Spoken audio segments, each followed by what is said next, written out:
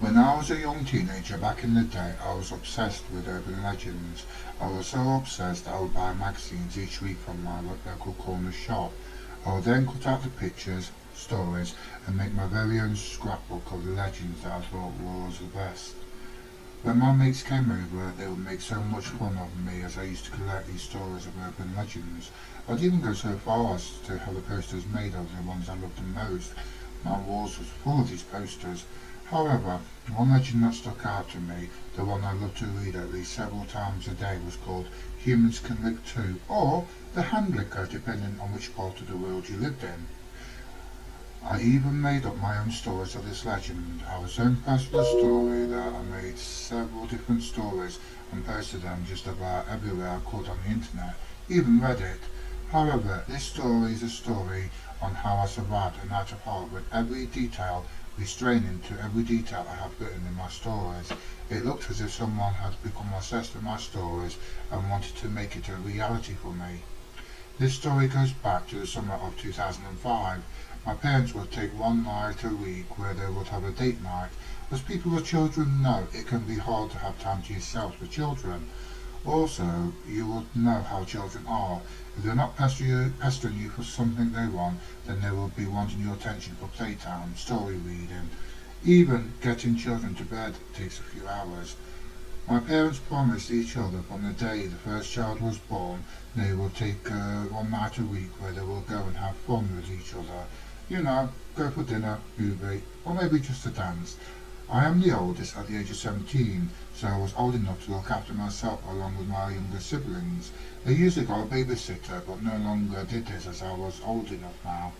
Besides, the money they gave me I saved up each time, thinking of buying a car one day. One week this happened, they had planned to go out for a meal, the movies, and then for a dance. They wouldn't be back until the next morning. My older siblings were staying away at a friend's house.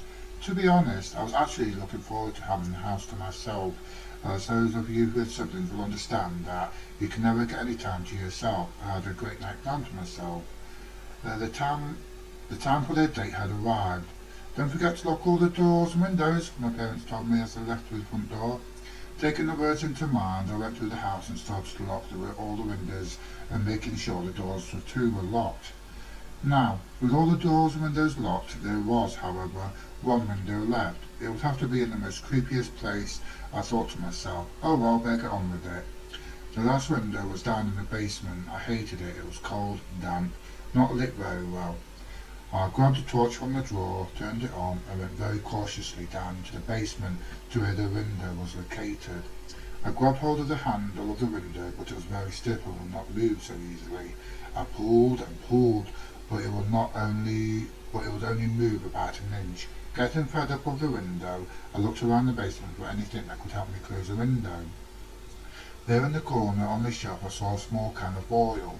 I knew that by putting oil on the hinges, then it should loosen up if I just moved the window back and forth. I did this for what seemed like 5 minutes. In the end, the window did decide to close itself, however, it would not lock. I thought to myself that it wouldn't matter, anyone that walked past the window will think it would be locked as it was now closed. Oh, how that will come back to bite me on this night. Not thinking too much into it, I knew the basement had a deadlock bolt on the door, so I decided to lock the basement door instead, thinking that would be enough, just in case someone decided to go through the basement window.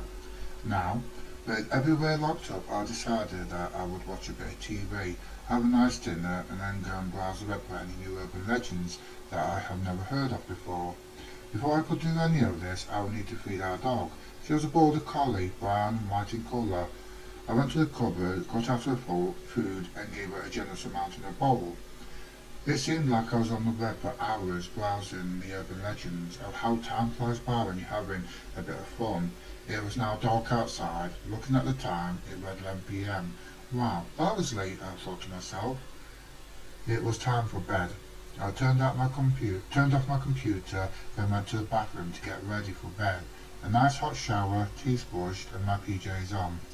I walked into my bedroom and was delighted to see the dog laying with her head just out from under my bed. She always seemed to sleep with me. I have no idea why. Maybe she liked me more than the other family members. I started to snuggle up in my bed, put my hand down near my dog so she could lick my hand. I liked it when she does this. It makes me feel safe and also assure her that I'm here and I'm fine. I kept my hand there for a few minutes before deciding that enough was enough and it was time to close my eyes and go to sleep. Later that night I was startled awake. I don't know how or why I was, but I was. I lay there for a few minutes listening to my surroundings, and then it hit me. I was hearing the tap drip in the bathroom, and just figured it was that awoke me. No big deal, I thought to myself. It's just the tap. I was starting to feel nervous. I put my hand back down to my dog's level so she could lick my hand. This brings me reassurance, and also I know she is there if I really need her. An hour later, I was yet again startled awake.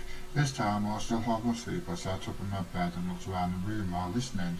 I must have left the tap running, I thought to myself. That was however strange, as I was sure that I had turned off the tap. Then I thought to myself that maybe there was a leak with the tap. Again, I snuggled up in bed and put my hand back down to my dog's level for her to lick my hand. The next time I woke up naturally with nothing startling me awake. I looked at the time, it read 6:25. Thinking that it was now light outside and I wouldn't be able to get any more sleep, I managed to pull myself out of bed.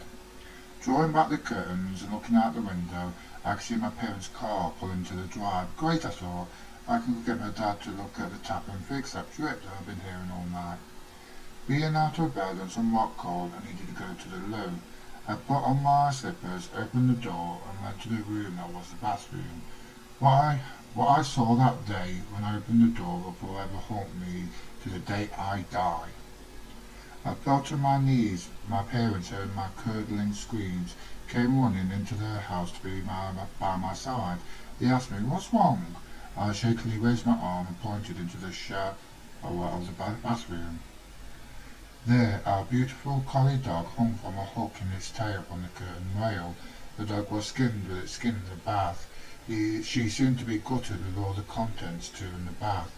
On the mirror, there was a message that shook me to the core, turning me white as a ghost. It read, "Humans can lick too." The thought that someone was in my room under my bed while licking my hand turned my stomach. I couldn't take it anymore and I had to own up. I pushed past my parents and ran to the toilet and let loose. I didn't want to because of the scene in the bathroom, but I couldn't help it.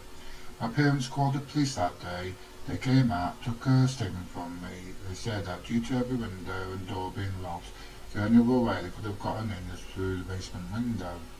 However, what startled me the most was, when did this person break into our home? As when I closed the basement window, I also deadbolted the door leading to the basement, but I didn't quite trust leaving the window closed. My parents never left me alone again. When they went out, they made sure that I either go to my friend's house for the night. If not at my friend's house, then I will go and stay at a relative's. My parents bought the house up for sale that year. We couldn't live in the house anymore, knowing that someone was there. The house sold quite quickly, and we moved into a new house within 6 months of selling the house. Okay guys, that was the urban legend Humans Can Lick Too. If you enjoyed this video, then please do leave a like, don't forget to comment, and for all more videos, don't forget to subscribe. Until the next time, see you then. Bye bye!